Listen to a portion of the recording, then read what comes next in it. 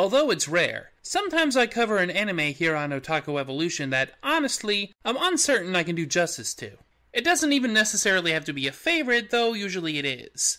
It's just that I don't feel that, at least in this format, I can fully justify my taking it on. There are so many online video reviewers that are at the very least my equal, even if they don't usually cover anime, and some of them do. Because of that, and because some of my favorite anime have already been covered by some of them, I'm put in a rough spot when it comes to shows like this. What am I saying? Screw those people. I'm Penguin Truth, damn it, and today I'm gonna cover an anime classic, Vision of Escaflowne. It has the interesting distinction of being both a fantasy and a mecha show, and unlike most of either, it's not terrible. In fact, I dare say, it's practically a masterpiece. When Macross scribe Shoji Kawamori conceived of a mecha show that featured mysticism, he and producer Minori Takanashi planned a 39-episode series that would be directed by Yasuhiro Imagawa. Imagawa was said to have coined Escaflowne based on the word escalation, but he left to direct Chi Gundam, and Kazuki Akane was assigned to it. The musical score was composed by genius Yoko Kanno, who at that point already impressed with Macross Plus. The show was to be in a similar vein to Yoshiyuki Tomino's Aura Battle or Dumbine. However, somewhere along the way the episode count was cut down to only 26 episodes, and the result is a show that probably could have gone on a little longer, but is breathtaking as it is. Tarot card reading Japanese high school girl Hitomi Kanzaki finds herself suddenly encountering a visitor from another world in his hunt of a wild dragon. After her visions of the future aid him in conquering the beast, she's spirited away to the place he's from, the world of Gaia. The young man, Vaughn, is the rising king of the kingdom of Finalia, but his kingdom is attacked by mecha called Gaimeliths that have cloaking features. Vaughn takes up Finalia's guardian Gaimelith, Escaflowne, but the kingdom is burned to the ground and the survivors spread.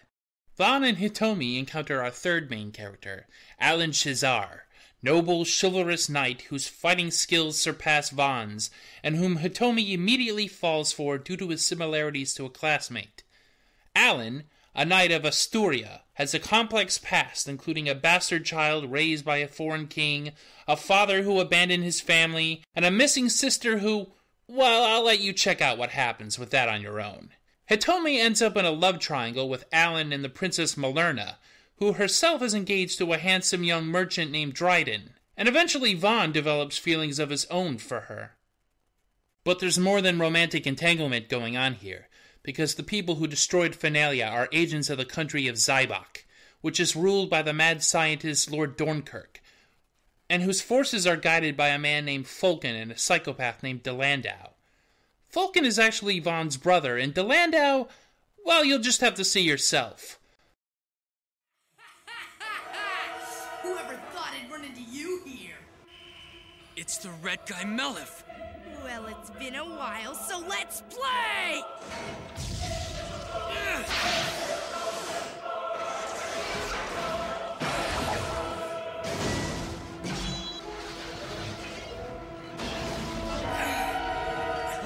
Yes, burn!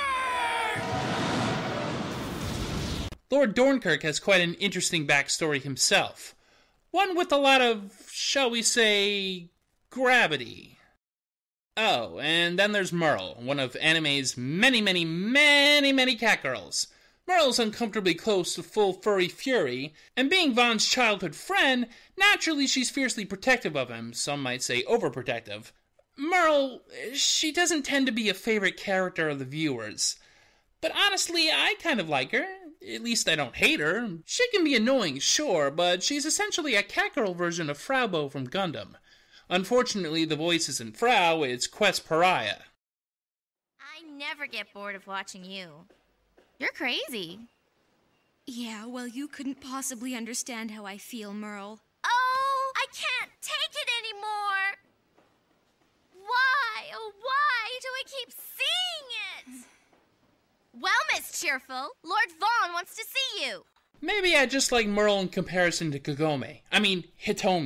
Okay, maybe she's not as abusive and shrewish as Kagome from Inuyasha, but when I rewatched this show for the review, I found that she was much less sympathetic a character than I remember. She's always overreacting and sometimes seems a bit selfish.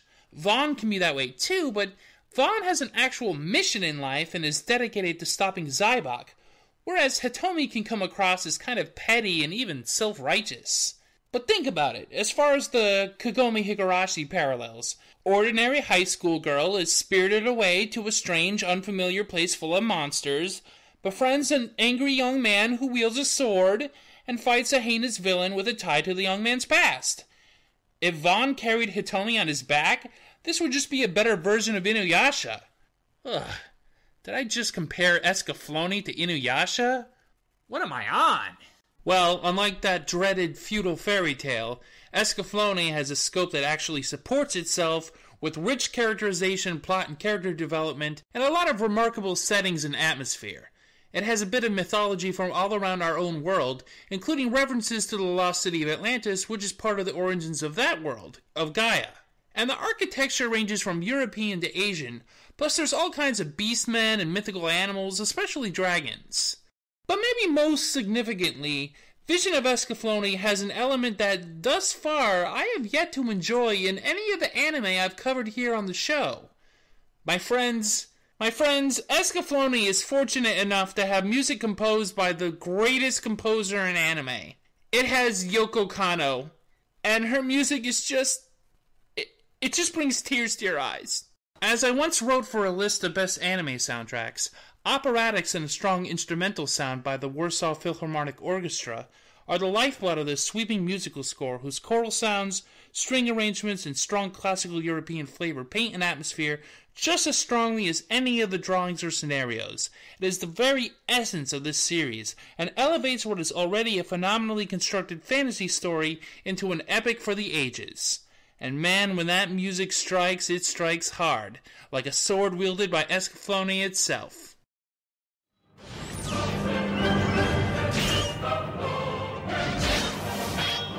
You're good. I knew you would be. Well, Vaughn, what a fine pilot you've become. Actually, you remind me of Balgus.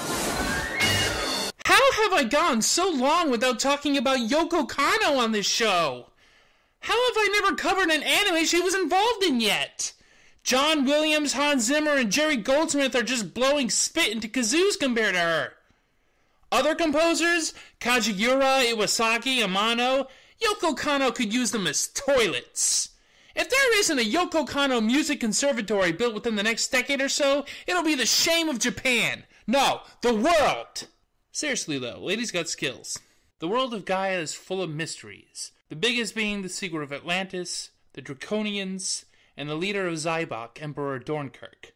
What's revealed about him, the progression of Zybok from a poor country into a massive aggressive empire, and his dealings with people like Alan's father, are all woven expertly into the tapestry that is the show's well-plotted storyline. Characters share unexpected connections to each other that don't appear contrived, but naturally flow from the nature of their occupations and preoccupations in life. And tragedies abound, but there's rarely a complete black direness to the situations. The show has an adventurous chemistry that makes you want to learn more about the world as the characters do, as they find themselves in various situations, and seldom satisfies itself with resting on its laurels, though there's plenty of time for character moments.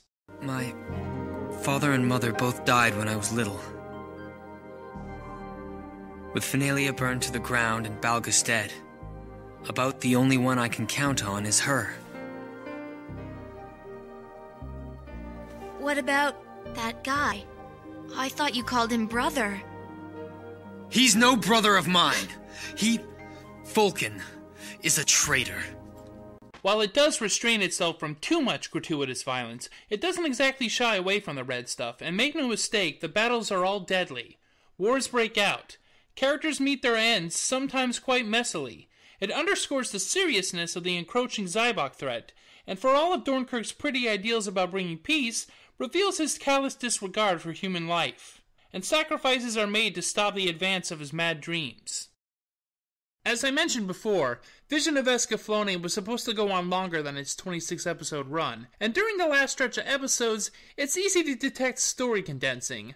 Obviously, the final all-out world war with Zybok was intended to be much larger, and with more detail given about the battles and the Zybok generals themselves, maybe even more backstory to characters like Jijuka. But the show doesn't especially suffer from this shortening. How often has a good show been tainted by overstaying its welcome, as compared to a show that could have just used a few more episodes to flesh it out just enough more? Better not to linger at the party until you're an unwanted nuisance, I say. Sometimes less is more. And aside from how condensed it is, the ending is nevertheless beautiful and satisfying, if bittersweet, and that's just how I like it. Hitomi and Vaughn may go their separate ways, but they can still see each other anytime. It's not really status quo, because Hitomi still carries those experiences with her forever. Hopefully I've impressed upon the viewer just how remarkable this TV series is, and why it's one of my favorites. Though you know it has a happy-ish ending, there's so much more for you to see and experience that I didn't want to spoil it all. Because really, you owe it to yourself to watch this unspoiled. It's one of those 90s anime classics that, for whatever reason, everybody only mentions offhandedly these days. Nobody ever really talks about why it's worth your time anymore, so I decided to do something about it. Anyway, I'm going to take a little time off to work on other projects, but you can expect to see other videos, and I'll be back to Otaku Evolution soon enough. Until then, this is Mike, Penguin Truth, and whatever's next is in the cards. See ya!